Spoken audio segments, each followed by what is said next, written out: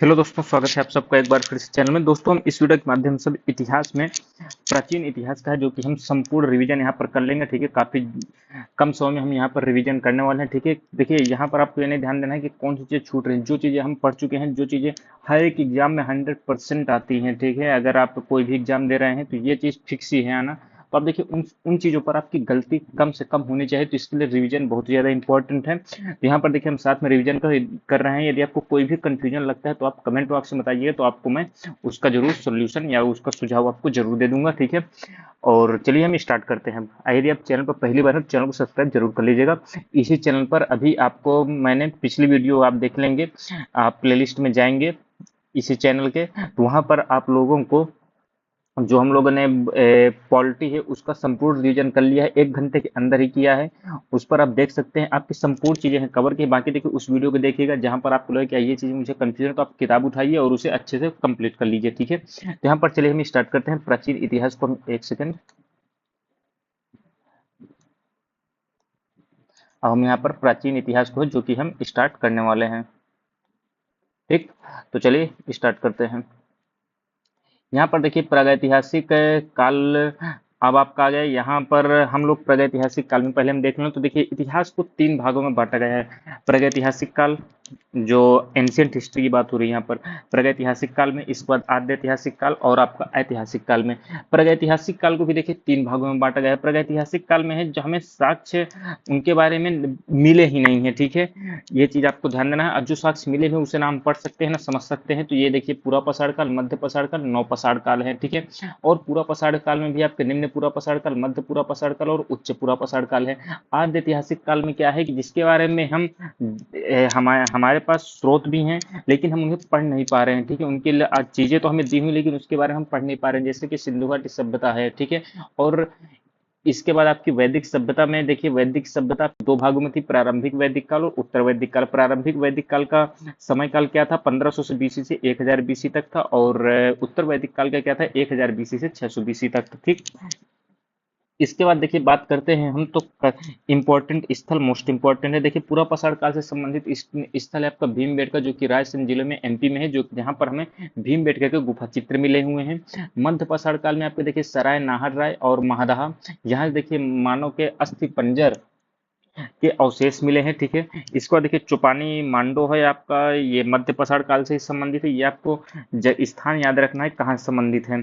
और आदमगढ़ हो गया, और बागौर। आदमगढ़ तो एमपी में है, बागौर आपका राजस्थान में। चीज आपको ध्यान देना है, इन दोनों जगह से आपके पशुपालन के प्राचीनतम साक्ष्य हैं जो कि मिले हैं। ये चीज भी आपको ध्यान देना है। आगे देखिए क्या है, आगे आपको देखिए नौ पसार काल से ध्यान दीजिएगा। इस काल की प्रमुख देन क्या है, तो कृषि का विकास, आग का विकास और आपका पहिए का आविष्कार किया गया था, आप लोगों को पता ही होगा। इसको देखिए कोल्डीवर से क्या मिला, तो सर्वप्रथम चावल के साक्ष्य मिले हैं। बुर्जहुम जो कि आपके कश्मीर में है, ये चीज आपको ध्यान देना है। यहाँ पर मानव कंकाल के साथ कुत्ते के कंकाल भी मिले हैं, ये चीज भी आपको ध्यान देना है। चिरांद से आपको ध्यान देना है, यहाँ से पशु हड्डी तथा हिरण के सींग के उपकरण भी मिले हैं आपको। ठीक, संगन कल्लू, टिकलीहल और उत्तनूर, यहाँ से देखिए राख के टीले के साक्ष्य हैं जो कि मिले हैं। अब देखिए सिंधु सभ्यता के बारे में देख लें। देखिए तो सिंधु सभ्यता को कांस्ययुगीन सभ्यता कहा जाता है, ये चीज ध्यान देना है। और इसकी तिथि यानी जो समय है वो कब तक माना जाता है, 2300 बीसी से लेकर आपके 1700 बीसी के आसपास माना जाता है, जो कि कार्बन 14 डेटिंग के माध्यम से जो किया गया था। ठीक है, इसका विस्तार देखिए उत्तर में मांडा तक है, दक्षिण में दहमाबाद गोदावरी तट। ठीक, इसके बाद पूर्व में आपका क्या है, तो पूर्व में आलमगीर, ये आपका यूपी में है। ठीक, दहमाबाद आपका महाराष्ट्र में है। उत्तर मांडा चिनाब तट, ये आपका जम्मू कश्मीर में है, ये चीज आपको ध्यान देना है। और पश्चिम सुतपांगडोर जो कि दास्त नदी पर है, ये आपका बलूचिस्तान में है, यानी पाकिस्तान में है। ठीक है, ये चीज आपको ध्यान देना है। अब देखिए सिंधु सभ्यता के महत्वपूर्ण स्थल हम देख लेते हैं, इंपॉर्टेंट है ये। हड़प्पा के बारे में देखें तो हड़प्पा की खोज दयाराम साहनी ने की थी 1921 में, और ये पंजाब, जो पाकिस्तान का पंजाब है, यहाँ पर रावी नदी के बाएं तट पर है। ठीक है, यहाँ से प्राप्त किया हुआ हड़प्पा से विशाल अन्नागारी मिला है, समाधान मिला है, और नृत्य मुद्रा की खंडित धड़ मिला हुआ है, और आयताकार मुहर पर स्त्री के गर्भ से निकलता हुआ पौधा मिला है, यानी यह प्रकृति की देवी के रूप में इसे जाना जाता है। ठीक है, मोहनजोदड़ो से आपको क्या मिला है, तो सिंधु नदी के दाएं तट पर है, लड़काना झील में है, ये चीज ध्यान दीजिएगा। रखाल दास बनर्जी ने उत्खनन करते थे इसके, 1922 में इसकी खोज की गई थी। यहाँ से देखिए बृहत स्नानागार मिला है, और यहाँ से विशाल अन्नागार भी मिला है। विशाल अन्नागार हड़प्पा और मोहनजोदड़ो दोनों से मिला है, ये चीज भी आपको ध्यान देना है। यहाँ से नर्तकी की कांस्य मूर्ति भी मिली है, एक एक मुद्रा पर पद्मासन की मुद्रा में विराजमान एक योगी का चित्र भी मिला है जिसके 3 मुख हैं, ये चीज भी ध्यान दीजिएगा। लोथल के बारे में ध्यान दीजिएगा, ये आपका गुजरात में है, भुगवा नदी के तट पर है और एस आर राव इनके उत्खनन करते थे। 1955 में इसकी खोज की गई थी और इसमें 3 युगल समाधियां मिली हुई हैं, डॉकयार्ड मिला हुआ है जो कि गोदीबाड़ा के नाम से जाना जाता था, और मनके बनाने के कारखाने मिले हैं, हाथी दांत का पैमाना भी यहाँ से मिला है। धौलावीरा की बात करें तो कच्छ कारण गुजरात में है ये, और इसके उत्खननकर्ता आर एस बिष्ट थे, और ये 1967-68 में जेपी जोशी के द्वारा इसकी खोज की गई थी। ठीक है, यहाँ पर देखिए उन्नत जल प्रबंधन व्यवस्था मिली है, ये चीज भी आपको ध्यान देना। 10 चिन्हों वाला एक शिलालेख भी मिला है। धौलावीरा आपका देखिए, ये चीज भी आपको ध्यान देना है, ये एकमात्र ऐसी जगह थी जहां पर आपके 3 भागों में ये आपका जिला तो है, यानी धौलावीरा स्थान जो था 3 भागों में था। यहाँ पर दुर्ग भी था, यहाँ पर दुर्ग था, और जहाँ राजा रहते था वो अलग स्थान था, और उसके बाद जहाँ आम लोग रहते थे वो एक का अलग स्थान था, यानी 3 श्रेणियों में बटा हुआ था। कालीबंगन की बात करें तो हनुमानगढ़ राजस्थान में है ये। बीबी लाल और बीके थापड़ इसके उत्खनन करते थे, 1961 में उत्खनन किया गया था।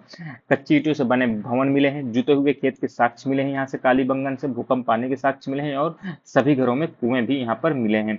राखी गढ़ी की बात करें तो ये घग्गर या सरस्वती नदी के तट पर है, हिसार हरियाणा में है ये, और इसके उत्खननकर्ता सूरज भान है, ये चीज आपको ध्यान देना है। भारत में स्थित सबसे बड़ा सैंधव स्थल है आपका ये राखी गढ़ी, ये चीज आपको ध्यान देना है।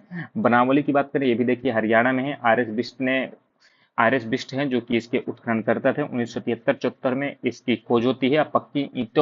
पक्की मिट्टी के बनी हल यहाँ पर मिले हुए हैं। ठीक है, रोपड़ की बात करें, देखिए रोपड़ सतलज नदी के तट पर है जो कि पंजाब में है। यज्ञदत्त शर्मा इसके उत्खनन करता है, और 1953-56 में इसकी खोज की गई थी। अब मनुष्य के साथ यहाँ पर पालतू कुत्ता जो है दफनाए जाने के साक्ष्य भी मिले हैं। ठीक, अब देखिए आगे बात करें, देखिए वेद की बात कर लेते हैं। वेद कितने हैं, तो 4 वेद हैं, ये चीज आपको ध्यान देना है। कौन कौन से हैं, तो ऋग्वेद, सामवेद, यजुर्वेद, अथर्ववेद।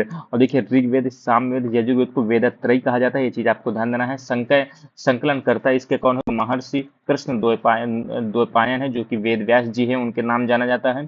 सबसे प्राचीन वेद आपका ऋग्वेद है। ऋग्वेद में देखिए 10 मंडल हैं, और इसमें पहला और जो है 9वां जो मंडल है सबसे लास्ट में जोड़े गए हैं। ठीक है, पहला 9वां, ठीक है, यहाँ पर पहला और 10वां है शायद। ठीक है, पहला और 10वां है जो कि सबसे लास्ट में जोड़े गए हैं। ऋग्वेद में प्राचीनतम मंडल कौन है, 2 से 7 तक है, ये चीज आपको ध्यान देना है। ऋग्वेद कालीन जो है सबसे महत्वपूर्ण देवता कौन थे, तो इंद्र थे, दूसरे नंबर पर आपके अग्नि थे, और तीसरे नंबर पर आपके वरुण थे। जहां तक बोगज कोई अभिलेख की बात करो तो ये ईरान का है। ठीक है, यहाँ पर देखिए वैदिक देवताओं का उल्लेख मिलता है, इंद्र, वरुण और मित्र, नासत्य का। वैदिक कारों की भाषा कही थी चीज, तो संस्कृत ही, ये चीज आपको ध्यान देना है। ऋग्वेद के मंडल हम देख ले तो प्रथम में देखिए गौतमा, मेधातिथि और मधुछंदा जो है इसके रचयिता थे।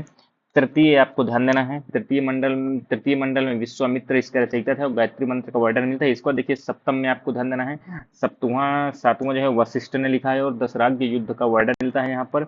इसको देखिए 9वें मंडल को सोम मंडल कहा जाता है, और 10वें में देखिए पुरुष सूक्त यानी पुरुष वर्णों के बारे में दिया गया है। यहाँ पर जो वर्ण है ब्राह्मण, क्षत्रिय, वैश्य, शूद्र का यहाँ पर वर्णन मिलता है, ये चीज आपको ध्यान देना है।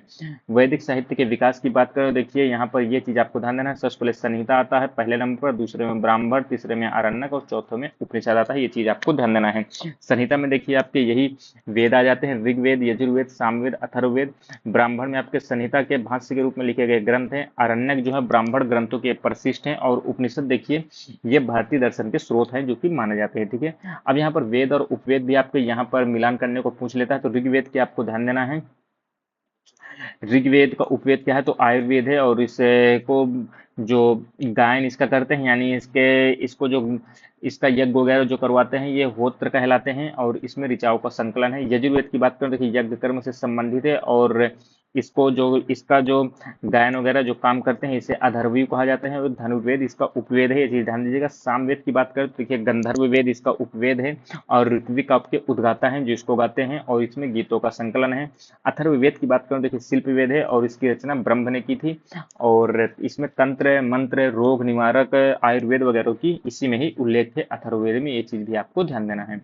अब आगे यदि बात करें, देखिए मूल वैदिक साहित्य में समझाने के लिए 6 वेदांग ग्रंथों की यहाँ पर रचना की गई थी, ये ध्यान दीजिएगा। शिक्षा हो गया पहला, दूसरा निरुक्त, तीसरा छंद, चौथा कल्प, पांचवा व्याकरण, और छठवां ज्योतिष, ये चीज आपको ध्यान देना है। छठों के छठों शिक्षा, निरुक्त, कल्प, छंद, व्याकरण, ज्योतिष। ठीक, इसको देखिए वैदिक कालीन प्रमुख नदियां और इनके प्राचीनतम नाम। झेलम को देखिए वितस्ता कहा जाता था, चेनाब को अस्किनी, रावी को परशुड़ी, व्यास को विपाशा, सतलज को सुतुद्री, गंडक को सदानीरा कहा जाता था, काबुल को कुंभा और कुर्रम को कुर्मू कहा जाता है। ये दोनों आपकी अफगानिस्तान की नदियां हैं, ये चीज आपको ध्यान देना है। गोमल को गोमती कहा जाता था, घग्गर को द्रष्टद्युति कहा जाता था, अश्वात को सुवास्तु, ये चीज ध्यान दीजिएगा। ठीक है, इसको देखिए 12 रत्निन शतपथ ब्राह्मण में ये वर्णित है। ठीक है, 12 रत्निन, ये चीज आपको ध्यान देना है। ठीक, इसके बाद देखिए 16 संस्कार जो हम जानते हैं, 16 संस्कार आप इन्हें इन्हें आप छोड़ सकते हैं, अगर आप याद करना चाहें याद भी कर सकते हैं। बाकी देखिए उपनयन, वेदारंभ, केशांत, समावर्तन, विवाह, अंत्येष्टि, ये सब देखिए जो आप वर्तमान में देखते हैं ना कि हिंदू धर्म में जो भी रीति रिवाज मनाए जाते हैं, इन्हीं 16 संस्कारों से संबंधित है, ये चीज आपको ध्यान देना है। इसके बाद देखिए आश्रम, ब्रह्मचर्य, गृहस्थ, वानप्रस्थ और संन्यास थे, और इन चारों आश्रमों का उल्लेख कहाँ है, तो जबालोपनिषद में है, ये चीज आपको ध्यान देना है। ठीक है, जबालोपनिषद। इसके बाद देखिए आगे क्या है, तो देखिए ऋग्वेद में, ये मोस्ट इंपॉर्टेंट है ये आपके लिए स्लाइड। यहाँ पर देखिए ऋग्वेद में ब्राह्मण कौन कौन से, तो ऐतरेय है, कौसुत की, कई बार यहाँ पर आ चुका है, मिलान करने को ध्यान दीजिएगा। आरण्यक, ऐतरेय, कौसुत की, उपनिषद, ऐतरेय, कौसुत की। ठीक, इसके बाद यजुर्वेद के देखिए कौन कौन से हैं, तो कृष्ण यजुर्वेद आपका दो भागों में है, कृष्ण यजुर्वेद और शुक्ल यजुर्वेद। शुक्ल यजुर्वेद आपको ये ध्यान देना है, ये आपको केवल पद में है, और कृष्ण यजुर्वेद जो है ये गद्य और पद दोनों में है। ठीक है, यजुर्वेद का ब्राह्मण क्या तैत्रीय है, और आरण्यक तैत्रीय मंत्रायणी है, ये चीज आपको ध्यान देना है। और उपनिषद तैत्रीय, श्वेतास्तर और कठोपनिषद है। ठीक है, तमसोमा ज्योतिर्गमय कहाँ से लिया गया है, तो बृहदारण्यक उपनिषद से लिया गया है, मोस्ट इंपॉर्टेंट है। इसके बाद देखिए याज्ञवल्क्य मैत्री संवाद जो है शतपथ ब्राह्मण से लिया गया है। बृहदारण्यक उपनिषद में ही आपके देखिए याज्ञवल्क्य गार्गी संवाद है, ये चीज आपको ध्यान देना है। कठोपनिषद में यम नचिकेता संवाद है, और स्त्रियों को यज्ञ यज्ञ करने का अधिकार आपके तैत्तिरीय उपनिषद में है, जो कि उल्लेख मिलता है। इसको देखिए सामवेद की बात करें, देखिए सामवेद के जैमिनीय है, ध्यान दीजिएगा। और इसके देखिए आपके ब्राह्मण कौन कौन से हैं, तो पंचवीस है, खड़वीस, छांदोग्य और जैमिनी है, ध्यान दीजिएगा।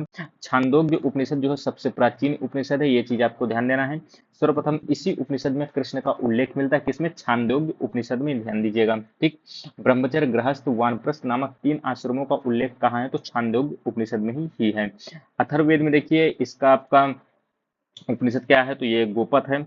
और इस पे देखिए मुंडकोपनिषद में ही आपके सत्यमेव जयते का उल्लेख मिलता है, और सबसे छोटा उपनिषद आपका मांडुक्य है। ठीक है, इसके बाद देखिए अब आते हैं हम जैन धर्म में। ठीक है, इसके तीर्थंकर आपके कितने हैं, तो 24 हैं। ठीक है, ऋषभ देव का आपको प्रतीक चिन्ह क्या है, तो वृषभ है। शुरू के देखिए 4 आपको ध्यान दीजिएगा, ऋषभ देव, अजीतनाथ, संभवनाथ, अभिनंदन। ठीक है, ऋषभ देव, अजीतनाथ, संभवनाथ, अभिनंदन। इसके बाद देखिए आप लास्ट की याद कर लीजिए, 21, 22, 23, 24, नमीनाथ, अरिस्टनेम जिसे या तो नेमिनाथ भी कहते हैं, पार्श्वनाथ और महावीर, ये चीज आपको ध्यान देना है। यहाँ पर देखिए नमीनाथ का नीला कमल है, अरिष्टनेमी का शंख है, पार्श्वनाथ का सर्प है, महावीर का संकेत क्या है, तो सिंह है, ये चीज आपको ध्यान देना है। अब देखिए महावीर स्वामी जी का परिचय हम देख लेते हैं। इनका जन्म देखिए कहाँ वो होता है, तो 599 ईसा पूर्व में होता है, ये चीज आपको ध्यान देना है। और इनकी जन्मस्थली क्या है, तो वैशाली का कुंदग्राम है। पिता सिद्धार्थ हैं जो कि ज्ञात्रक कुल के थे। माता इनकी त्रिशला या विद्यहेता थी, जो लिच्छवी के राजा चेतक की बहन थी। बचपन का नाम इनका वर्धमान था। पत्नी इनकी यशोदा थी जो कि कुंडिन्य गोत्र की कन्या थी। इनके पुत्री का नाम क्या था, अड़ोजा या प्रियदर्शना था। दामाद थे इनके जमाली जो कि प्रथम शिष्य भी थे इनके। इनको ज्ञान प्राप्ति कहाँ से हुई थी, तो जृंभिका ग्राम के समीप ऋजुपालिका नदी के तट पर साल वृक्ष के नीचे इनको ज्ञान प्राप्ति हुई थी। 30 वर्ष में ही ये घर से निकल गए थे, और 12 वर्ष तक तपस्या करने के बाद इनको ज्ञान प्राप्ति हुई थी। अब प्रथम उपदेश इन्होंने दिया था राजगृह में, बराकर नदी के तट पर दिया था, और उपदेश इन्होंने प्राकृत या अर्धमागधी भाषा में दिया था। इनकी मृत्यु 527 ईसा पूर्व में पावो में मल्लपुरी पावोपुरी में आपके हो गया था। और ये मल्ल गणराज्य के षष्टिपाल के राजप्रसाद में हुआ था, ये चीज भी आपको ध्यान देना है। अब देखिए जैन धर्म के त्रिरत्न आपको ध्यान देना है, सम्यक दर्शन, सम्यक ज्ञान, सम्यक आचरण।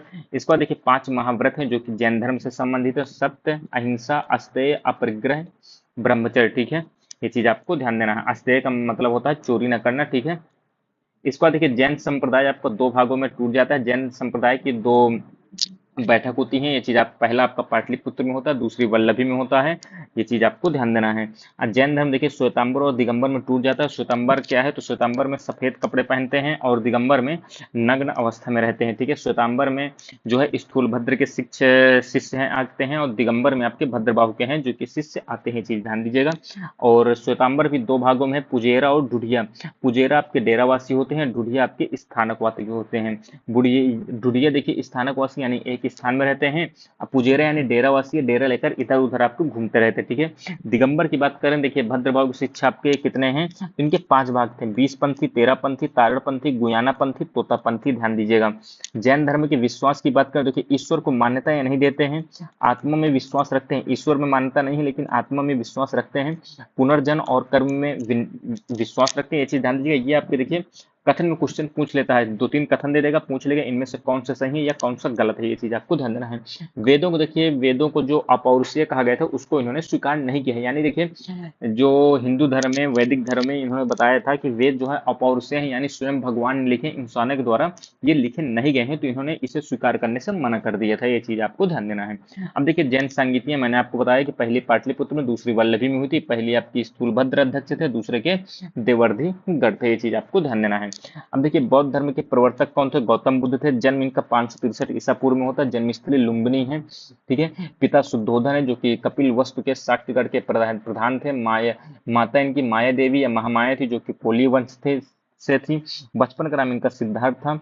इनका लालन पालन किसने किया है, तो इनकी मौसी थी प्रजापति गौतमी के द्वारा। पत्नी इनकी यशोधरा थी जो कि शाक्य कुल की थी। पुत्र इनके राहुल थे। ज्ञान प्राप्ति है कहाँ हुई थी, तो बोध गया में निरंजना नदी के तट पर पीपल वृक्ष के नीचे हुई थी। और महावीर स्वामी को साल वृक्ष के नीचे हुई थी। ये चीज ध्यान दीजिएगा। प्रथम उपदेश इन्होंने सारनाथ में दिया था। ठीक है, ये चीज ध्यान दीजिएगा। बौद्ध संघ में प्रथम महिला कौन थी, तो प्रजापति गौतमी ही थी, उनकी मौसी ही थी। इनकी मृत्यु 483 ईसा पूर्व में हुई थी। और ये कहाँ हुई थी, कुशीनगर में हुई थी, उत्तर प्रदेश में। ठीक है, मल्लों की राजधानी कुशीनगर में। उपदेश इन्होंने पाली भाषा में दिए था। ठीक। अब देखिए बुद्ध के जीवन से संबंधित प्रतीक हम देख लेते हैं। तो गर्भ जो है घटना हुई थी, तो प्रतीक क्या था, हाथी। जन्म का प्रतीक कमल व बैल था। महाविनिष्क्रमण का अश्व यानी भाग जाना घर से। ठीक है, आप इन्हें ट्रिक से याद कर सकते हैं। निर्वाण ज्ञान पीपल वृक्ष के नीचे मिला था। धर्म चक्र प्रवर्तन चक्र इसका हो गया। महापरिनिर्वाण स्तूप से संबंधित है। ठीक है, अब देखिए त्रिपिटक थे इनके, वहां देखिए त्रिरत्न थे, यहाँ त्रिपिटक है। त्रिपिटक में सुत्त पिटक था, विनय पिटक था, अभिधम्म पिटक था। सुत्त पिटक का संकलन आनंद द्वारा, विनय पिटक का संकलन उपाधि द्वारा, और अभिधम्म पिटक का संकलन मोगाली पुत्तिस के द्वारा। ठीक है, बौद्ध धर्म के त्रिरत्न कौन कौन से हैं, तो बुद्ध धम्म संघ। ध्यान दीजिएगा। 4 आर्य सत्य हैं जो कि बौद्ध धर्म से संबंधित हैं। दुख, दुख का दुख समुदाय, इसके बाद दुख निरोध, और दुख निरोध गामिनी प्रतिपदा जिसे हम अष्टांगिक मार्ग भी कहते हैं। ये चीज आपको ध्यान देना है। ठीक है, अष्टांगिक मार्ग। अब देखिए दुखों से मुक्ति का उपाय, ये देखिए अष्टांगिक मार्ग था। यह अष्टांगिक मार्ग में आपके सम्यक दृष्टि, सम्यक संकल्प, सम्यक वाक, सम्यक कर्मांत, सम्यक आजीव, सम्यक व्यायाम, सम्यक स्मृति, सम्यक समाधि, ये चीजें आती हैं। ध्यान दीजिएगा आप। अब देखिए बौद्ध संगीतियां आपकी 4 हुई थी। ठीक है, पहली 483 ईसा पूर्व में, दूसरी 383 ईसा पूर्व में, तीसरी आपकी 243 ईसा पूर्व में, चौथी आपकी हुई प्रथम शताब्दी में। अब देखिए इसका याद करने का स्थान कहाँ हुई थी, RVP के राजगृह, वैशाली, पाटलिपुत्र, कुंडलवन। ये चीज आपको ध्यान देना है। इसका देखिए यहाँ पर अध्यक्ष का मैं देखिए मैंने कैसे याद किया, तो MSMV। आप एक दो बार देख लेंगे तो आपको ऑटोमेटिक याद हो जाएंगे, कोई बहुत बड़ी बात नहीं है। ठीक है, लेकिन आपको रिवीजन बहुत जरूरी है। अब देखिए इसके अध्यक्ष पहले में महाकश्यप, दूसरे में सर्वकामी, तीसरे में मोगालिपुत्तिस, चौथे के वसुमित्र, और उपाध्यक्ष कौन थे, तो अश्वघोष थे। ये चीज भी आपको ध्यान देना है। अब देखिए शासक में ध्यान देना है। ए के अजात शत्रु कालाशोक। तीसरा बात ध्यान दे लीजिए कि 247 ईसा पूर्व के आसपास अशोक था, मौर्य वंश का शासक। ठीक है, तो अशोक इस वक्त कनिष्क, चीज आपको ध्यान देना है। अब देखिए बौद्ध धर्म की मान्यता क्या क्या की थी, तो ये देखिए आत्मा के अस्तित्व पर विश्वास नहीं करते थे। वैदिक कर्मकांड का विरोध करते थे। वेदों की अपौरुषेयता के देखिए इन्होंने भी विरोध किया। कर्म, पुनर्जन्म तथा मोक्ष में विश्वास करते थे। ठीक। बौद्ध धर्म का विभाजन आपको ध्यान देना है। द्वितीय बौद्ध संगीति जो आपकी कहाँ हुई थी, वैशाली में। चतुर्थ कहाँ हुई थी, कश्मीर में। द्वितीय बौद्ध संगीति में देखिए 2 भागों में टूट जाता है। स्थविर जिसे हम थेरवादी कहते हैं, या दूसरा आपका महासंगीत या सर्वास्तिवादी में टूट जाता है। और चतुर्थ बौद्ध संगीति में आपका जो कि कुंडल वन यानी कश्मीर में हुआ था, इस पे दो भागों में टूट जाता है, हीनयान महायान। ठीक है, यहाँ पर यह ध्यान देना है, हीनयान में बुद्ध भगवान बुद्ध को भगवान के रूप में नहीं माना जाता है, बल्कि इन्हें केवल एक ज्ञानी पुरुष माना जाता है। लेकिन महायान में क्या किया जाता है, भगवान बुद्ध का बहुत अधिक महिमा मंडन किया जाता है, उन्हें भगवान की पदवी दे दी जाती है और उन्हें ईश्वर मान लिया जाता है। ये चीज आपको ध्यान देना है। अब देखिए यहाँ पर आपके महाजनपद आ जाते हैं। छठी शताब्दी ईसा पूर्व के आसपास आते आते छोटे छोटे जो जनपद थे ये बड़े जनपद बन गए, जिसे जैसे हम इन्हें महाजनपद, जैसा कि नाम से ही पता चल रहा है। ठीक है, 16 महाजनपदों का उल्लेख कहाँ मिलता है, तो बौद्ध ग्रंथ अंगुत्तर निकाय में मिलता है और जैन ग्रंथ भगवती सूत्र में मिलता है। ये चीज भी आपको ध्यान देना है। अब देखिए 16 जनपद कौन कौन से हैं, देखिए महाजनपद और राजधानी ध्यान दीजिएगा, क्योंकि ये मिलान करने को आपसे पूछ लेता है। अंग की राजधानी चंपा थी, अस्मक की पैठन या पोटन थी, अवंती की दो भागों में थी, उत्तरी अवंती की उज्जैनी और दक्षिणी अवंती की महिष्मती थी। गंधार की राजधानी तक्षशिला या पुष्कलावती थी। कंबोज की हाटक या राजपुर थी। कंबोज आपका ध्यान देना है, ये आपका भारत से बाहर था। मगध गिरिब्रज या राजगृह थी। मत्स्य की राजधानी विराटनगर थी। वज्जी की वैशाली थी। चेदी की सुक्तिमती या सुत्तिवती थी, ध्यान दीजिएगा। काशी की बनारस या वाराणसी। कौशल की श्रावस्ती। कुरु की इंद्रप्रस्थ, ये मेरठ वाला क्षेत्र है। मल्ल कुशिनारा या पावा। पंचाल की ध्यान दीजिएगा, उत्तरी पंचाल और दक्षिणी पंचाल भाग में था। उत्तरी पंचाल की राजधानी अहिच्छत्र थी और दक्षिणी पंचाल की काम्पिल्य थी। सूरसेन की मथुरा थी। वत्स की कौशाम्बी थी। ये चीज आपको ध्यान देना है।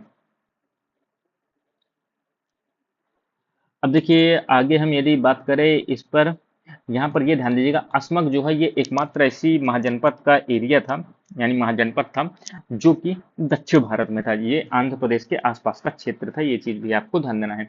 अब देखिए बुद्ध कालीन भारत के 10 महत्वपूर्ण गणराज्य ध्यान दीजिएगा। ठीक है, वैशाली के लिच्छवी थे, मिथिला के विदेह थे, कुशीनारा के मल्ल थे, पावा के मल्ल थे, रामग्राम के कोली थे, कपिलवस्तु के शाक्य थे। बस बाकी तो आप छोड़ सकते हैं, कोई जरूरी नहीं उतना। अब देखिए मगध वंशावली मोस्ट इंपॉर्टेंट है ये, यहाँ से पूछ लेता है कि इनकी सीरीज में आपको लगाने कह देगा कि शुरू से लेकर यानी सीरीज में आपके कौन कौन से होंगे। देखिए सबसे पहले आपका हर्रेक वंश आता है। हर्रेक वंश के बाद शिशुनाग वंश आता है, फिर आपका नंद वंश आता है, फिर मौर्य वंश आता है। इसके बाद आपका शुंग और कण्व वंश आता है। ठीक है, आपको देखिए सबसे पहले हर्यक वंश, शिशुनाग वंश, नंद वंश, मौर्य वंश, शुंग वंश, कण्व वंश। ठीक है, अब इनके आपको संस्थापक भी आप याद कर लीजिएगा। ठीक है, आगे भी हम इन देख लेंगे भी। ठीक है, मौर्य एवं मौर्योत्तर के कार्य की बात करें, देखिए मौर्य वंश का संस्थापक चंद्रगुप्त मौर्य था और अंतिम शासक बृहद्रथ था। मौर्य शासक की बात करें, देखिए पहला चंद्रगुप्त मौर्य, फिर बिंदुसार। अब इनके भी देखिए क्रोनोलॉजी याद रखना, पहला चंद्रगुप्त मौर्य, फिर बिंदुसार बनता है, फिर अशोक बनता है, फिर दशरथ बनता है, संप्रति, शालिशुक, देववर्मन, शतधन्वन और लास्ट बृहद्रथ था। चंद्रगुप्त मौर्य की बात करें, देखिए अंतिम चंद्रगुप्त मौर्य मौर्य जो है श्रवण, यहाँ पर ध्यान दीजिएगा, अंतिम दिनों में जैन भिक्षु यानी चंद्रगुप्त मौर्य जैन धर्म से संबंधित हैं और जैन भिक्षु था भद्रबाहु, इनका जो है इनके जो है शिष्य बन जाते हैं ये चंद्रगुप्त मौर्य। और भद्रबाहु के साथ ये श्रवण बेलगोला चले जाते हैं और श्रवण बेलगोला में ही 298 बीसी के आसपास ये संलेखना द्वारा शरीर त्याग दे देते हैं, यानी बिना खाए पिए ही शरीर को त्याग देना। ठीक है, अब आगे देखें, देखिए सिकंदर के साम्राज्य के पूर्वी भाग के शासक जो सेल्यूकस निकेटर था और चंद्रगुप्त मौर्य के मध्य ही आपका युद्ध होता है 305 बीसी के आसपास। सेल्यूकस ने सेल्यूकस यहाँ पर हार जाता है। उसके बाद वो अपनी बेटी की शादी भी करता है चंद्रगुप्त मौर्य के पास, ठीक है, मौर्य के साथ। और सेल्यूकस का ही एक आपका दरबारी रहता है मेगस्थनीज, इसको ये चंद्रगुप्त मौर्य के पास भेजता है। मेगस्थनीज की बुक है आपकी इंडिका, जो मूल स्वरूप में उपलब्ध नहीं है, ये चीज भी आपको ध्यान देना है। मेगस्थनीज के अनुसार देखिए भारत के बारे में वो क्या कहता है, तो मौर्य साम्राज्य का नाम क्या है, यानी सेंड्रोकोटस से चंद्रगुप्त मौर्य को कहता है ये। मौर्य साम्राज्य की राजधानी ये पुलिव्रोथा बताता है, जो कि पाटलिपुत्र है। सोना निकालने वाली चींटियों का ये जिक्र करता है। इस पे दास प्रथा नहीं थी, ये इसका मानना था। लेखन कला का अभाव था, भारत में अकाल उस समय नहीं पड़ता था, ये इसने बताई थी चीजें। मेगास्थनीज के अनुसार देखिए भारत में 7 प्रकार की जातियां थी उस समय, दार्शनिक, कृषक, पशुपालक, कारीगर, योद्धा, निरीक्षक और सभासद। ठीक, चंद्रगुप्त मौर्य का प्रधानमंत्री तथा प्रधान पुरोहित जो है कौटिल्य था, जिसे हम विष्णुगुप्त या चाणक्य भी कहते हैं। कौटिल्य ने राजशासन के ऊपर ही आपकी प्रसिद्ध पुस्तक अर्थशास्त्र लिखी थी। ये चीज ध्यान दीजिएगा, ये पब्लिक रिलेशंस पर आधारित थी। ठीक है, अर्थशास्त्र में राज्य के शासन हेतु सप्तांग सिद्धांत का उल्लेख मिलता है, कहीं मिलता है, तो ये अर्थशास्त्र में ही मिलता है। सप्ताह सिद्धांत में ध्यान दीजिएगा, राजा शीश के समान है यानी सर के समान है। अमात्य ये राज्य की आंखें हैं। जनपद ये राज्य की जंघाएं हैं। दुर्ग राज्य की भुजाएं हैं। कोष ये राज्य का मुख है। दंड राज्य का मस्तिष्क है। मित्र क्या है, राज्य की कान है। ये चीज आपको ध्यान देना, ये क्वेश्चन में, ये आपका प्रीवियस ईयर क्वेश्चन में भी पूछा जा चुका है। बिंदुसार ने देखिए सीरिया के शासक एंटियाकस से 3 वस्तुएं मांगी थी। बिंदुसार ने, ये चंद्रगुप्त मौर्य के बाद आता है, ध्यान दीजिएगा। ठीक, इसने क्या क्या मांगा था, मीठी मदिरा मांगी थी, सूखी अंजीर मांगी थी, एक दार्शनिक की मांग की थी। ये देखिए शुरू की 2 चीजें मिल गई थी, लेकिन दार्शनिक की मांग नहीं पूरी हुई थी इनकी। ठीक, इसके बाद देखिए अब हम बात कर लेते हैं अशोक की, बहुत ही इंपॉर्टेंट है अशोक के बारे में। इसकी माता का नाम क्या था, तो सुभद्रांगी था। पिता बिंदुसार थे। प्रचलित नाम देवनाम प्रियदर्शी था। राज्याभिषेक 269 बीसी में हुआ और राज्यारोहण के 4 वर्ष बाद होता है ये। अभिलेख की भाषा इनकी क्या थी, तो प्राकृत थी। अभिलेख की लिपि ध्यान दीजिएगा, ब्राह्मी, खरोष्टी, अरामाइक और यूनानी थी।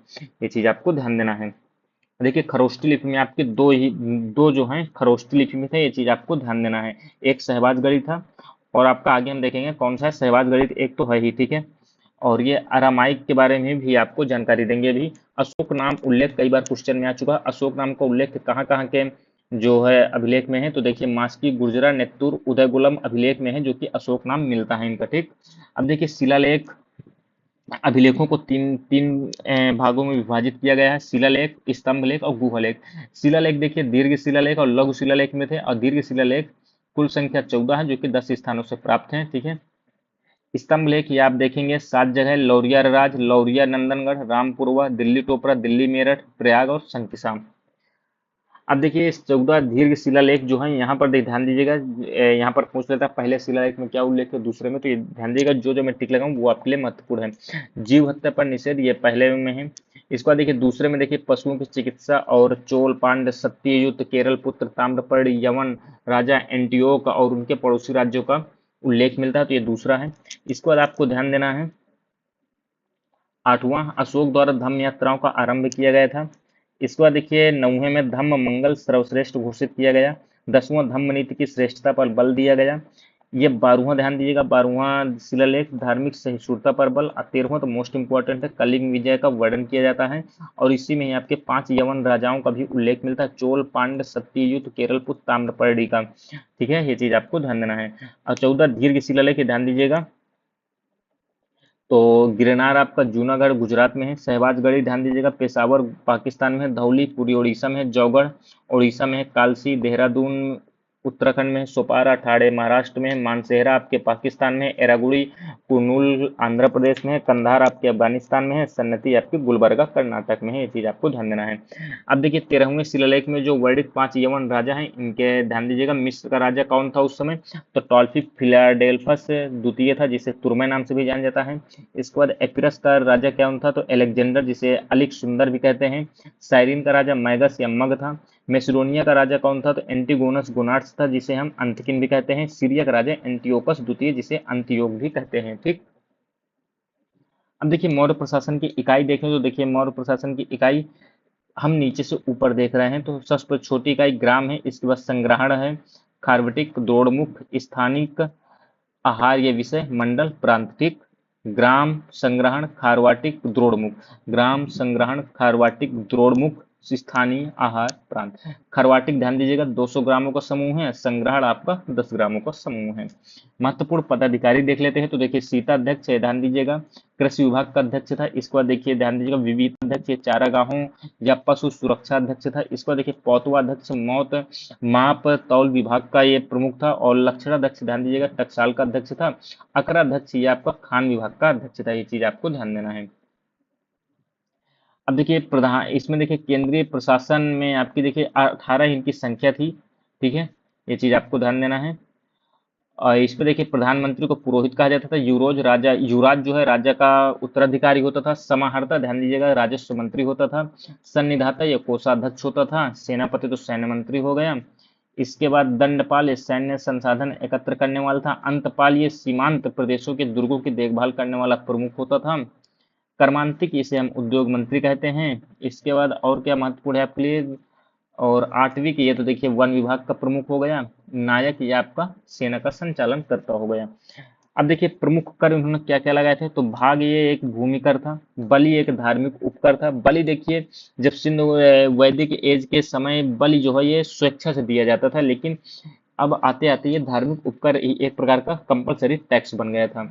इसके बाद देखिए हिरण्य नगद नगद कर था, विष्टि ये बेगार था, और इसके बाद पिंडकर ये गांव पर कर लगाया जाता था। ठीक, इतनी चीजें याद कर लीजिए, बाकी जरूर नहीं, हर एक चीज आपको याद रखना है।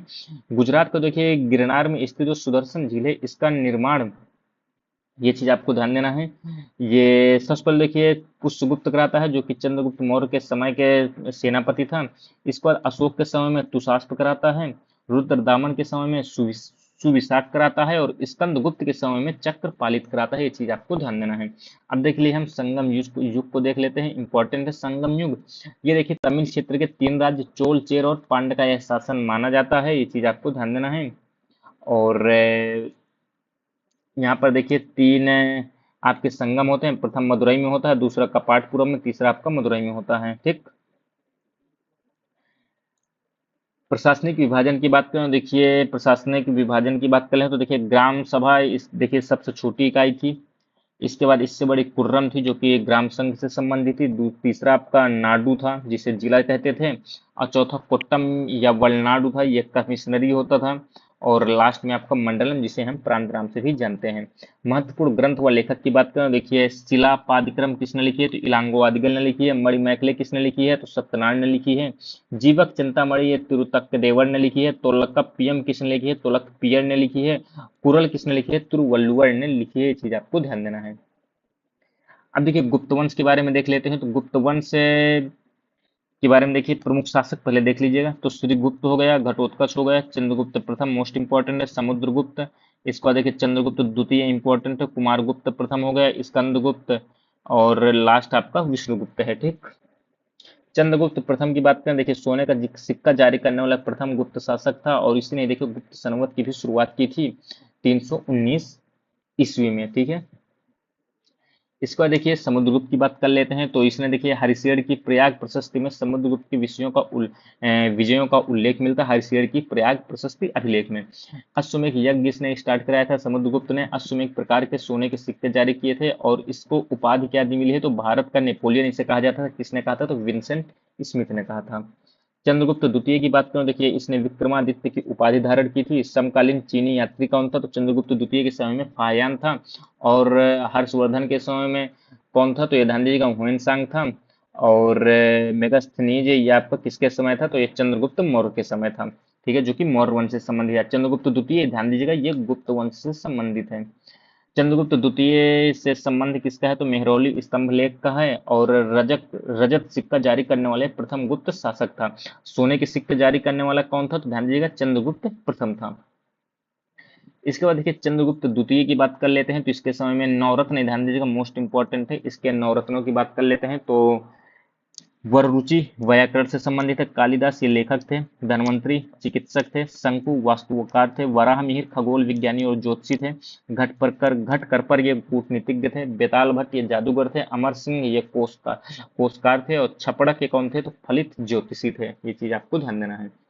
अब देखिए स्कंदगुप्त ने हूणों को अंतिम रूप से पराजित किया था, ये आपको ध्यान देना है। अब यहाँ पर देखिए इंपॉर्टेंट हम देख लेते हैं और क्या चीजें हैं आपके लिए, इन्हें आप छोड़ सकते हैं। स्कंदगुप्त के समय में देखिए जूनागढ़ अभिलेख कहाँ है, तो ये सौराष्ट्र में है, गुजरात में। भीतरी स्तंभ लेख ये कहाँ है, तो गाजीपुर उत्तर प्रदेश में है। ऐरड़ अभिलेख ये सागर एमपी में है। ये आपको 3 ध्यान देने हैं। ठीक, बाकी आप इन्हें आप छोड़ सकते हैं, जो कुमार गुप्त कालीन है, इंपॉर्टेंट नहीं है उतना। इसको देखिए प्रशासनिक इकाई ध्यान दीजिएगा, देखिए ये भुक्ति या सबसे पहले देखिए छोटी छोटे से बड़े हम देखेंगे ज्यादातर, क्योंकि छोटे से बड़े ही ऐसे क्वेश्चन पूछता है। ठीक है, तो देखिए सबसे पहले आपका ग्राम आता है, फिर आपका वीथी आता है, फिर विषय आता है, फिर आपका भुक्ति या भोग जिसे प्रांत कहते हैं। अब देखिए भुक्ति या भोग प्रांत का जो प्रमुख कौन था, तो उपरी या भोगपति होता था। विषय या जिला का विषयपति होता था। वीथी का वीथी महत्तर होता था। ग्राम का ग्रामिक होता था। ठीक, अब देखिए क्रय विक्रय इकाई देखो, स्वर्ण के सिक्कों को दिनार कहते थे, तांबे के सिक्कों को मासक कहते थे, चांदी के सिक्का को रूपक रूपक कहते थे। ठीक है, अब देखिए कालिदास की रचना मोस्ट इंपॉर्टेंट है, कई बार क्वेश्चन में आ चुका है, तो रघुवंश महाकाव्य है, ऋतुसंहार खंड काव्य है, मेघदूतम खंड काव्य है, अभिज्ञान शकुंतलम ये एक नाटक है, विक्रमो वर्षीय ये भी नाटक है, मालविका गिनिमित्रम ये भी नाटक है, कुमार संभवम ये भी आपका महाकाव्य है एक, ठीक। इसके बाद और क्या चीजें हैं, भारत में देखिए मंदिर निर्माण कला का आरंभ कब से होता है, तो गुप्त काल से ही होता है। गुप्तकालीन प्रमुख मंदिर मोस्ट इंपॉर्टेंट है। देवगढ़ का दशावतार मंदिर ललितपुर यूपी में है। भूमरा का मंदिर नागौद मध्य प्रदेश में है। नचना कुठार का पार्वती मंदिर पन्ना मध्य प्रदेश में है। तिगवा का विष्णु मंदिर जबलपुर मध्य प्रदेश में। भीतर गांव का कृष्ण मंदिर यह कहाँ है, तो कानपुर उत्तर प्रदेश में इंपॉर्टेंट है। सिरपुर का लक्ष्मण मंदिर महासमुंद छत्तीसगढ़ में है, ये चीज भी आपको ध्यान देना है। अब देखिए वर्धन वंश की बात करें, देखिए संस्थापक कौन थे, तो पुष्यभूति शुंग, इसे हम शुंग वंश भी कहते हैं, ये चीज आपको ध्यान देना है। अब देखिए प्रमुख शासक कौन थे, तो पुष्यभूति हो गए और प्रभाकर वर्धन और हर्षवर्धन, ठीक है। हर्षवर्धन के देखिए पिता क्या उन थे, तो प्रभाकर वर्धन थे। इनकी माता यशोमती, उपनाम शिलादित्य था इनका। और उपाधि इसने की उपाधि क्या ली थी, शकलोत्तर पथनाथ की ली थी। और रचनाएं प्रियदर्शिका रत्नावली नागनंद इनकी प्रमुख रचनाएं थी। राजधानी कन्नौज या महोदय श्री थी, कन्नौज को ही महोदय श्री कहा जाता था। अब पहले इनकी राजधानी थानेश्वर थी। अहेओल अभिलेख के अनुसार हर्ष और पुलकेशिन द्वितीय के मध्य लड़े युद्ध में पुलकेशिन द्वितीय यहाँ पर विजय होता है, ये चीज आपको ध्यान देना है, ये पुलकेशिन का ही अहेओल अभिलेख है। अब देखिए चीनी यात्री हुएन सांग जो है इन्हीं के समय में आता है, 629 से 645 ईस्वी के आसपास। इनकी रचना कौन सी, तो सी यू की इन्होंने रचना की थी। हर्ष की राजधानी कन्नौज में आगमन होता है 636 ईस्वी में। अब देखिए चालुक्य वंश को देख लेते हैं, तो देखिए बादामी के चालुक्य के बारे में बात करें तो बादामी के चालुक्य जो है वेंगी के चालुक्य कहलाते हैं। और संस्थापक कौन थे, विष्णुवर्धन प्रथम थे। और जो कल्याणी के चालुक्य थे इनके संस्थापक तैल द्वितीय थे। अब बादामी के चालुक्य ध्यान दीजिएगा, इनके संस्थापक जयसिंह थे और वास्तविक संस्थापक पुलकेशिन फर्स्ट थे, ये चीज भी आपको ध्यान देना है। देखिए पल्लव वंश के बारे में बात करें तो संस्थापक सिंहवर्मा थे, ध्यान दीजिएगा। और कुछ इतिहासकार इसमें बप्पदेव को भी संस्थापक मानते हैं। राजधानी पल्लव वंश की क्या थी, तो कांची थी। अंतिम शासक अपराजित वर्मन था। अब देखिए प्रमुख पल्लव शासक हम देख लेते हैं, तो सिंह विष्णु के समय की बात करें, देखिए किराताह अर्जुनीयम के जो लेखक है भारुचि भारवी जो है इन्हीं के दरबारी में थे। एक सेकंड, ये हम थोड़ा सा यहाँ देख लें, भारवी है था, ठीक है। किराता अर्जुनीयम के लेखक कौन थे, तो भारवी हैं, ये सिंह विष्णु के दरबारी थे, ठीक है। महेंद्र वर्मन प्रथम के समय में एकाश्व मंदिर का निर्माण होता है, जो कि शुरुआत हो जाता है। और संस्कृत नाटक जो है मत्त विलास प्रहसन की रचना की जाती है। नरसिंह वर्मन द्वितीय की बात करें, देखिए इन्होंने वातापी कुंड तथा महामल्ल की उपाधि धारित की थी। और महाबलीपुरम मामल्लापुरम के रथ मंदिर का इन्होंने शुभारंभ किया था, जो कि तमिलनाडु में, ठीक है। नरसिंह वर्मन द्वितीय की बात करें, देखिए मंदिर निर्माण की नई शैली इन्होंने राज सिंह शैली का जो है प्रयोग किया था। कांची का जो कैलाशनाथ मंदिर है और आपका महाबलीपुरम का तटीय मंदिर है, इनका निर्माण कराया था। और 10 कुमार चरित के लेखक कौन थे, तो दंडिन जो है इन्हीं के दरबारी थे। चोल वंश की बात करें तो चोल वंश के संस्थापक विजयालय थे और राजधानी तंजावुर थी। पहले बाद में इनकी गंगैकोंड चोलपुरम हो जाती है, ठीक है। अंतिम शासक राजेंद्र तृतीय था, इंपॉर्टेंट है ये, ठीक है। इंपॉर्टेंट चोल्स आके ध्यान दीजिएगा। ये ध्यान देना, राजराज प्रथम तंजावुर में बृहदेश्वर या राजेश्वर मंदिर बनवाते हैं। तंजावुर तमिलनाडु में है। परांतक फर्स्ट देखिए पल्लवों का पूर्ण उन्मूलन करते हैं, जिसके बाद मदुरै कुंड की ये उपाधि लेते हैं। राजेंद्र प्रथम की बात करें, देखिए गंगा जल लाने हेतु पाल शासक महिपाल तथा पूर्वी गंग शासक को पराजित कर गंगे कुंड की इन्होंने उपाधि ली थी। और गंगे कोंड चोलपुरम में बृहदीश्वर मंदिर का निर्माण कराया था। कुलोत्तुंग सेकंड की बात करें, देखिए चिदम्बरम नटराज मंदिर में गोविंद राज की मूर्ति को हटवाकर समुद्र में इन्होंने फिकवा दिया था, ये चीज आपको ध्यान देना है। अब देखिए चोल प्रशासन की विशेषता की बात करें तो देखिए इन्होंने क्या किया था, ग्राम प्रशासन को स्वायत्तता दी थी। मोस्ट इंपॉर्टेंट है, कई बार क्वेश्चन बन चुका है, ठीक है। और गांवों की गतिविधियों की देख रेख के लिए इन्होंने समितियों का स्थापना की थी, जिसे हम वरियम कहते हैं, ये चीज भी आपको ध्यान देना है। प्रमुख समितियां देख लेते हैं हम, तो देखिए एरी वरियम क्या के लिए थी, तालाब समिति थी। स्वर्ण समिति से संबंधित आपको पोनवारियम था। उद्यान समिति से संबंधित तोटवारियम था। और विदेशियों की देखरेख के लिए उदासीन वारियम था। अब देखिए यहाँ से मध्यकालीन इतिहास आता है, तो इसे हम अगली वीडियो में कवर कर लेंगे। तो यहाँ तक देखिए मुझे उम्मीद है आपको काफी चीजें रिवाइज हो गई होंगी। यदि आपको कोई भी चीज छूटी है जो आपको लगता है नहीं मेरी अच्छे से तैयार नहीं है, तो आप कमेंट बॉक्स में बता सकते हैं। बाकी आप देखिए स्वयं से भी जब तक रिवीजन नहीं करेंगे तब से चीजें आपको अच्छे से कंप्लीट नहीं होंगी। ये आपके लिए देखो क्विक रिवीजन है, जो कि आपके लिए जो फैक्ट्स हैं उन्हें याद करने के लिए काम आएंगे। तो आपको वीडियो कैसी लगी है जरूर बताइए कमेंट बॉक्स में। बाकी मिलते हैं अगली वीडियो में, तब तक के लिए दोस्तों धन्यवाद, जय हिंद।